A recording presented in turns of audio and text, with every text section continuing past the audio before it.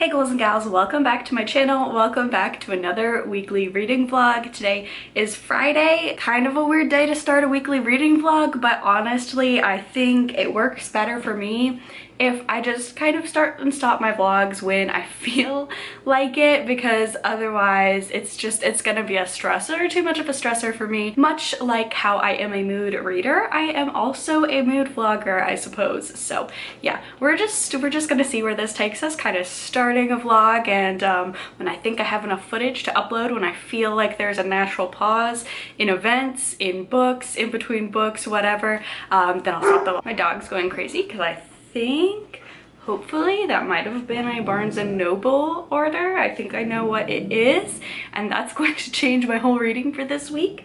But apologies if you hear him acting like a tough guy in the background. But the vlog, we're kicking it off with my current read, Our Share of Night by Mariana Enriquez, translated by Megan McDowell. This is a horror story about a father and son, and their mother or wife has died in a car accident. It might not be an accident. Her family is involved with a cult that they're trying to bring this son into. The father's part of the cult unwillingly, and also he's a medium. There's a lot going on, but he's also trying to protect his son from the cult itself and have him live a normal life. So yes, very character driven, very descriptive horror. I'm really loving it. I'm about halfway through, which this is a big book. It's like 600 pages, so yes. Really loving my time reading this one. As I mentioned before, it is Friday. I'm off work today because I'm working a program. I work at a library tomorrow, Saturday, so I'm off today, and I'm hoping to finish this. This is a book that I know is going to be one of my favorite books of 2023, and so I'm finding myself, I notice I don't tend to, there's two moods for new favorite books, and those are the ones that I cannot put down because I'm so engrossed with, and then there are also the ones that I just want to savor and never let it end. So they're both great. Like, both of those experiences equate to a 5-star for me, but this is one where I definitely feel myself wanting to take my time with it. So we'll see. I am planning on reading a lot today, and I think I should be able to finish it by the end of the weekend, but we will have to see on that. Now I'm going to go check the mail really fast and see if what was delivered was what I hope was delivered.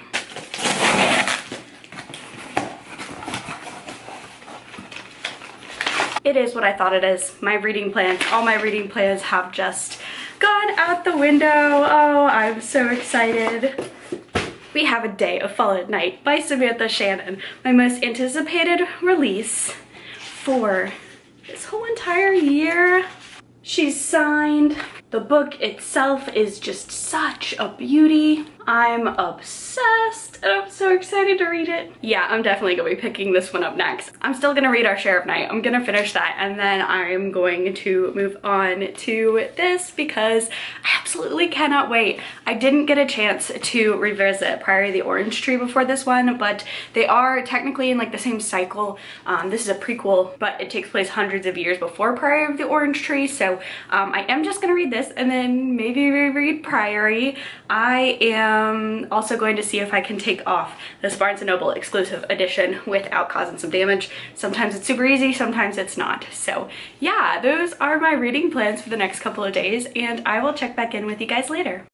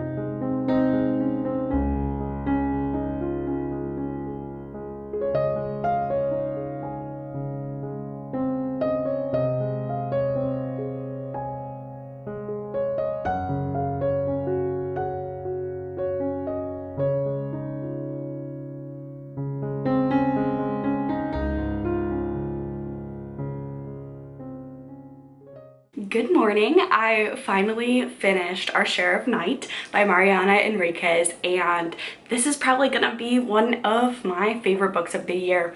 I absolutely loved it. I will say though that this probably takes a certain type of horror reader. And again, if you don't like very descriptive things, very character driven horror, and very like lengthy horror as well, because this not only, when I gave the synopsis about the father and the son and the cult, this also goes over Argentina during this time period and civil war and the brutalities of the government at the time, and through the lens of this cult, kind of examining how it was like two different Argentinas, if you had money, if you had influence, versus if you were indigenous. Talks about things like colorism, class, social standing, things like that. So it's a thick book. It's over 600 pages, so just be warned, I guess, going into that. The reviews that are lower in this that I've seen are people that just think it is too long, or DNF'd it after a certain point. I will say I would say the first segment actually is the weakest, and I don't know if upon a reread I would still think that, but it definitely was the hardest to get into that first section and understand like what was going on. This was really good. It was divided into several different sections, 6 different sections in total, and we kind of varied between, I almost want to say, the storytelling aspect of Cloud Atlas almost, where this one is all one timeline, focusing on just a couple of different places in the same cast of characters, but you do jump backwards and forwards in time. Some of the characters' point of views are in first person, some are written by newspaper articles, some are in third person, so I thought that was wonderful as well. I love it. I loved it. This took me a while because I just wanted to savor every single page. So yes, absolutely love this. Can't say enough great things about it. Yeah. Thumbs up, 10 out of 10, 100 out of 100, like, wonderful book. I think this is the first thing that this author has that's been translated into English. I'll have to check that out, but definitely if she has more that are translated into English, I want to read it because this was stellar. And then the other reading update that I have, shockingly not A Day of Fallen Night. I'm actually trying to convince my partner to read that with me, so fingers crossed. They're not as big of a reader as I am. He's a big fantasy like enjoyer. I don't want to say reader because again, not a big reader, but loves like fantasy and high fantasy, and I think that if he just give it a chance he would like it. So fingers crossed that I can get a buddy read going with that. If not, I am just gonna start it by myself because I am very excited to start it. But my treadmill read, I picked up something that was just a little bit smaller and a little bit lighter than Our Share of Night, even though I was trying to do only one book at a time. That one was just way too large to read on the treadmill, so I like walking at a very slow pace, reading. So I did pick this one up. This is an apocalypse horror and body horror. Extreme body horror. I was grossed out by a couple things in this. I am about halfway through. This one's definitely a lot shorter than my last read. It's only about 260 pages, and this is a story set in the aftermath of our planet's disastrous transformation, about what it takes to survive an apocalypse and what we become after. There are 3 different sections in here, and they all follow a different woman. The first one followed Erin, and it kind of followed like right before the apocalypse kind of happened, and then going throughout her story. And the other 2, I think, I don't know what the timeline's going to be like, but I did notice, because it lists out all 3 main characters on the back here, there was at least one other one that was mentioned. So I don't know how interconnected they're gonna be, but this is I want to say like almost like zombies. Yeah, there's a lot of stuff going on with brains and different eating habits that the infected inhabit, and just a lot of body horror, transformations. visceral. Yeah, this says it's a visceral story, and that is absolutely right. I'm not normally too squeamish, but there's a pretty graphic scene, at least in the first part, where Erin, our main character, that part is infected, and she gets a startling appetite for things that you don't normally eat. Well, the specific type of things she likes, we don't eat. But there were some pretty gross scenes in here, not in a bad way. This is very effective body horror and very effective social commentary as well. There was a part in here, because this is set after COVID in our world, and in our world as well, where Erin figures out that she's infected. She can no longer get pregnant, carry a baby to term, because horrible things will happen to both her and the infant because she's infected, and she's talking to a governmental nurse, and the nurse is suggesting her to get an IUD, just in case anything bad happens to her. And so, quoting from the book here, it says, "I felt sick. Couldn't I get an abortion? That's still illegal in this state. PVG didn't change that. Seriously, they're not making an exception?" The counselor shrugged and gave me a sympathetic, apologetic look. "I think your doctor can still get you Plan B. I think morning after pills are still legal here." Well, that's something. I took a deep breath. "I guess you're advising the men to get vasectomies?" She blinked at me. "Why would we do that?" So, there's a good bit of social commentary in here as well, about personal reproductive health care as well. So yeah, I think I'm actually going to bring this to work and potentially finish it today. So yes, I'm going to read this, and I don't know what else I'm going to start because I don't have an audiobook for this. I usually have some time to read an audiobook during work, so we'll figure out what that book is as well. It's a very gloomy, rainy day, and I kind of just want to stay inside all day and read, but alas, I do have to go to work. So yes, hopefully finish this, hopefully find something else to read, hopefully also start a day of Fall and Night soon, and that's my reading update for this morning, and I will talk to you all later.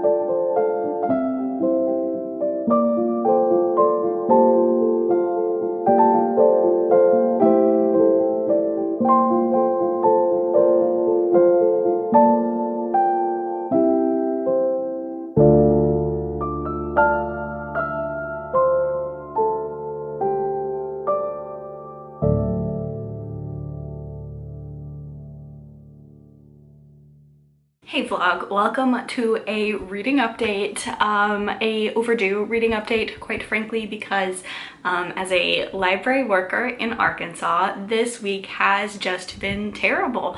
Unless you're a bigot in Arkansas, this week has been pretty terrible in terms of legislation and bans going out, being passed. And it's like a scary time, so yeah, I've been pretty emotionally and I guess legally invested in a lot of stuff going on this week. It's just it's horrible. A state 48th in education, and a state that ranks really high for child poverty, for mother deaths, for infant deaths, for teen suicides.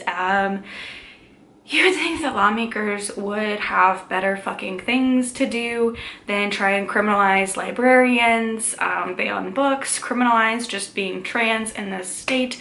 So to all, because I mean, Arkansas is not the only state that is trying to go back in time. But if you're in Arkansas, if you're a fellow library worker who's worried about getting a Class D felony for checking out, God forbid, queer or diverse books to readers, or if you are just a queer person, if you are a trans kid, if it just sending love. And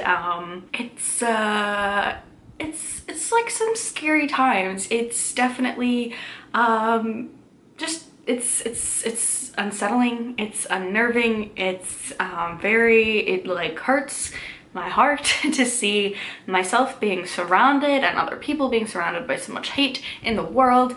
I am agnostic, and that's definitely not the predominant viewpoint in Arkansas, but I am good friends, I am family, I love many Christians, and those Christians love thy neighbor. So, you know, infinitesimal, very small YouTube channel. I don't even know how many viewers like live in Arkansas, but it's just been so hard, and that's just like really been impacting my life lately, like as a library worker. It's frustrating. Libraries do so much good for the community.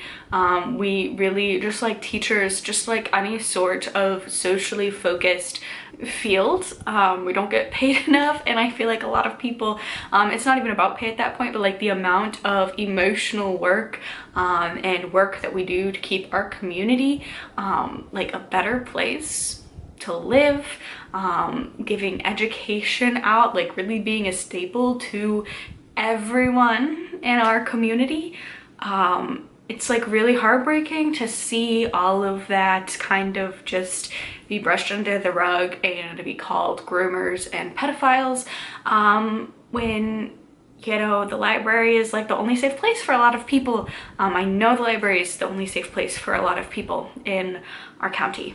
So yeah, it's frustrating, and it's frustrating because like this should be like a fun little reading vlog. I'm reading some great fucking books, but like at the same time, you know, the world's a nightmare, and you know, if you're gonna make reading political, yeah, reading's political, and if you are making people's very existence political and trying to ban it, then yeah, everything is political. And it's a privilege to not talk politics, so I'll be leaving like some links down below that have been helping me and like keeping me informed, just in terms of Arkansas. It's all connected, it's all just horrifying. If you don't stand up for your neighbors when bigots are coming for them, they're gonna come for you next. So yeah, like let's not like have history repeat itself. I think we've seen throughout history just how dangerous unchecked hatred towards real life huge groups of people can be, and it's happened in the United States before. So yeah, this is a booktube channel, but I am a proud library worker. Libraries are essential. Libraries are a safe community space. One of like the last places that I feel like you could go and there's no expectation for you to purchase anything, for you to be like a certain way. Like they're just a safe haven, and really kind of look at why people don't want the public to be educated for free in any sort of way. So yes, reading's political. As someone who loves fantasy, who loves horror, I mean, any single genre, it's political. Sister Maiden Monster, I did finish this by Snyder. One of my favorite little things at the end was realizing this author is from Columbus, because as a fellow Ohio girly, or rather, since I live in the South now, an Ohio born and raised girly, seeing the characters just say "ope," such an Ohio thing. I loved that, but I really enjoyed this book. Definitely trigger warnings, body horror, eldritch horror. Like, if you have a sensitive stomach for that, maybe skip this one, but I did have a lot of fun reading it. And then next I did, you know, I haven't gotten far into it because this week has been just like not the best, even though reading is usually an escape for me. But I did start A Day of Fallen Night by Samantha Shannon. Yes, super excited to keep reading this. I don't have any in-depth update on this because I am like on page 40 and it's about 800 pages. So yeah, I really don't have much to say other than I really like Samantha Shannon's writing and I'm very excited to finally be starting it. I don't know what I'm going to pick up next. Just you know, all of my books that I'm reading currently are from the library. Even if I didn't work at a library, I would be reading library books because, you know, free books. They're new release books and you can check them out for free. So if you can, that's like the call to action for this vlog for this week is if you don't have a library card, definitely sign up for one. I know there's a lot of overlap between people who love reading and people who may have some anxieties maybe about going to a new place and signing up for something, but trust me, like, librarians, we love reading, we love you, we want to see you read, and we love seeing, like, especially like adults getting back into reading and stuff like that. So definitely go to your library, sign up for a library card. If you live in the county, it's definitely usually free. Every single place I've ever lived, that's the case. And sign up for a library card. You can check out books, you can check out movies. A lot of places have like library of things and other resources.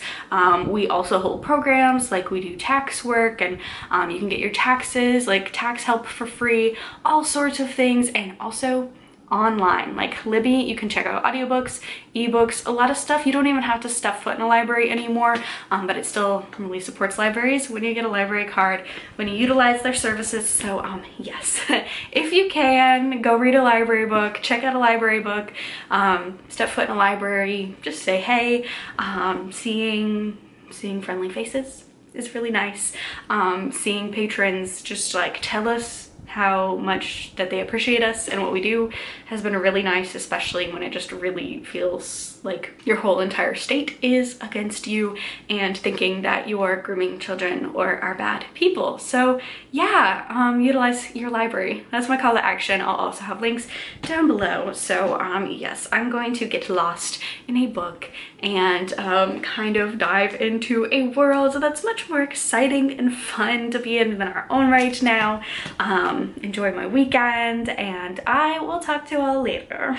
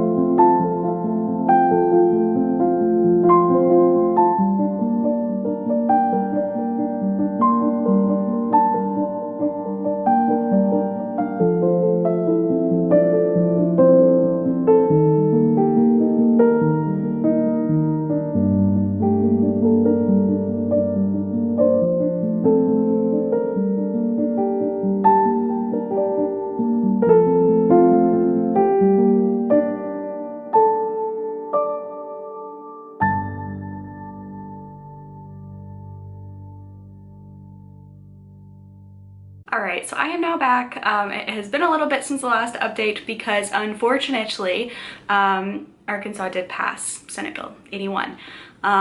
So yeah, it's gonna be a great time to be a librarian. And it's just, I was talking with one of my coworkers who is a youth services librarian, and she was talking about how the number one thing she personally gets questioned on by parents and saying that it shouldn't like be appropriate, it's not appropriate, it shouldn't be allowed for kids, are the books about puberty and the books about consent, which if you want to protect kids, you need those, right? I mean, I feel like we've all kind of known for a while that there is no like legitimate pro-life stance. It's just people who are anti-choice and seek to control people who can have children, because you have all of this space and you claim you want to save the kids, you want to save the kids. Having children die makes your heart break, and then you won't do a single goddamn thing about gun control. So that doesn't make any sense. You want to save the kids, you want to save the kids from these sexual predators, you want to save the kids from these drag queens and queer people who are just existing and living our lives, and you say that that is grooming, and you say that that's child sexual abuse, and child sexual abuse is horrific. It's horrible. It should not exist in this world, but it does. But it's not from children observing queer people out and about in the world. It's from people taking advantage of little children. Sexual abuse often happens in the home. It's horrific, the stats on how many children are abused in this way. No child should ever be abused.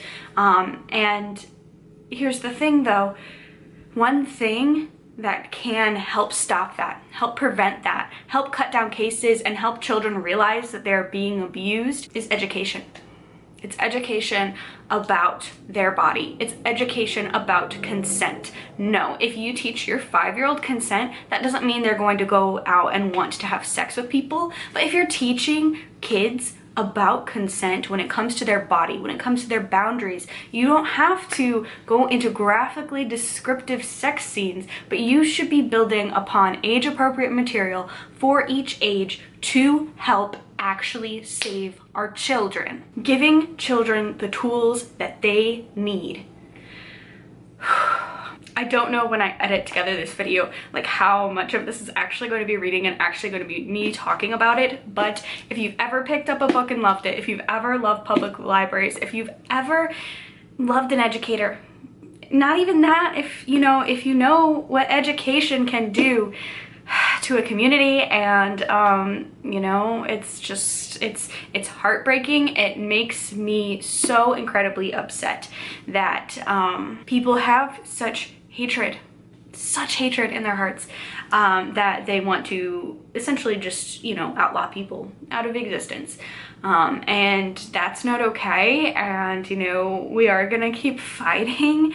My library's not giving up the fight. We're not gonna roll over and play dead while these bigots try and take away education from people, books from people. The other thing that got me livid was I was watching the meeting where this bill ended up getting passed and watching the discussion, and a big point for people who liked this bill was a 5-year-old can just go in unattended and get porn.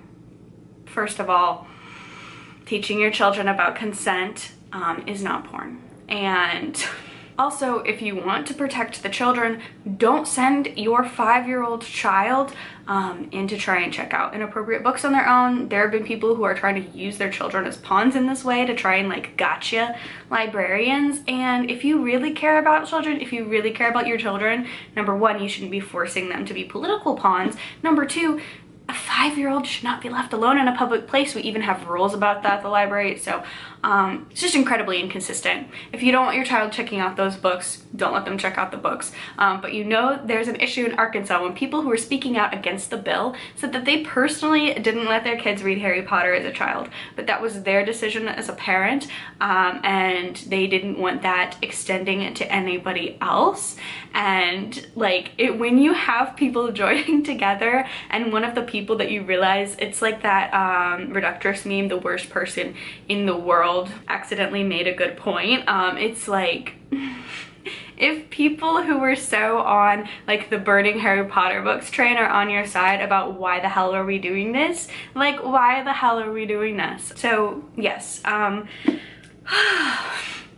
consent is important. Queer people are here. We're here. We've been queer. We matter, and we're not going anywhere. Another thing, if you want to save kids, you need to stop taking away their health care. You take away abortion, you take away gender confirming health care, which is life-saving health care, and you take away, even starting to chip away at sex ed in schools. You're the party that's harming children. And I just, you know, I do agree that like people should be able to have different opinions on the issue and engage in conversation about it, but I just would like to posit at what point does that become unsustainable? Because for me, it's very hard to have civilized conversation with someone who doesn't believe I exist and who believes that despite the values and things that I hold dear, and like the values that I love, and despite all of that and my work for the public and genuinely enjoying helping my community, being labeled as a groomer and a child predator because we're teaching kids, not even teaching kids, but we just have books in our library about consent and sex ed, which do not often get taught in the home or in the school. And you know, it's just a resource, and I for one do not have kids yet, but when I do, I sure as hell would rather them learn about themselves, learn about the world through a library book written by professionals, written for their age range, than them going on Reddit or something like that, trying to figure out something about themselves that maybe they feel too uncomfortable to ask me, or they don't learn about in school. So yeah, I don't know how much of this reading vlog is gonna be a reading vlog and how much is me just talking about this, but it has super impacted my life. It's impacted just everyone in Arkansas right now, library workers, teachers, patrons of the library. It's all connected, and while books are a joyous pastime, they are so much more than that.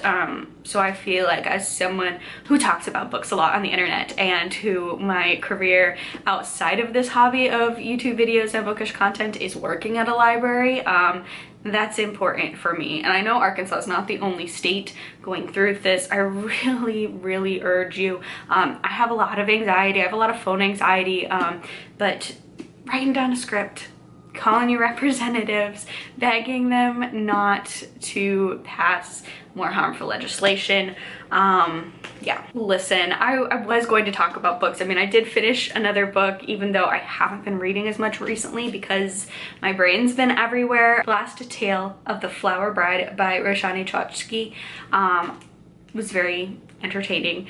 Definitely like a fairy tale-esque sort of vibe, so if you don't like that or purple prose, you know, maybe not the best for you, but it is pretty short, so give it a try. It was a very like soothing story for me, definitely.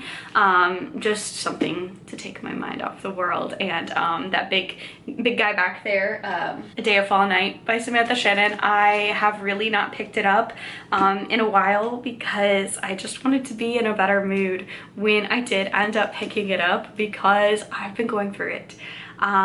You know, I feel like you kind of have to feel all of these feelings, especially ones of grief and fear, and you know that this is being passed.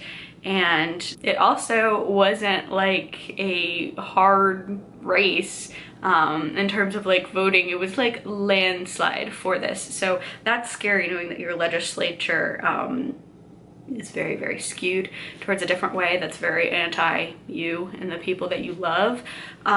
So yes, I just wanted to be in a better mood before I started some book that I've been really excited for.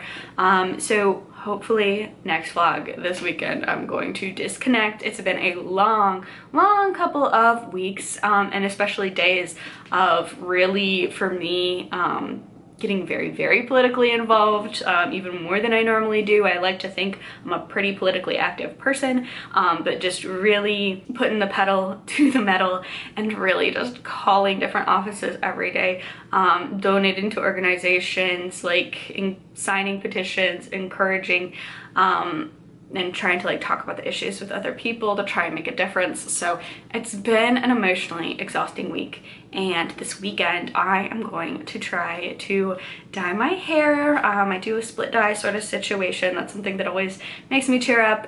You know, get some reading done, just relax, recharge, take care of my mental health, and then be ready to go back at it on Monday, and fight for libraries and librarians and reading and education. So yes, if you enjoyed this video, please give it a thumbs up. Normally I talk a lot more about different books, what I'm reading, day in my life sort of things, but yeah, this vlog is a little out of the ordinary, but thank you for sticking through it to the end anyway. Subscribe to my channel for more content from me. Stay safe, stay spooky, and I will see y'all in the next one. Bye!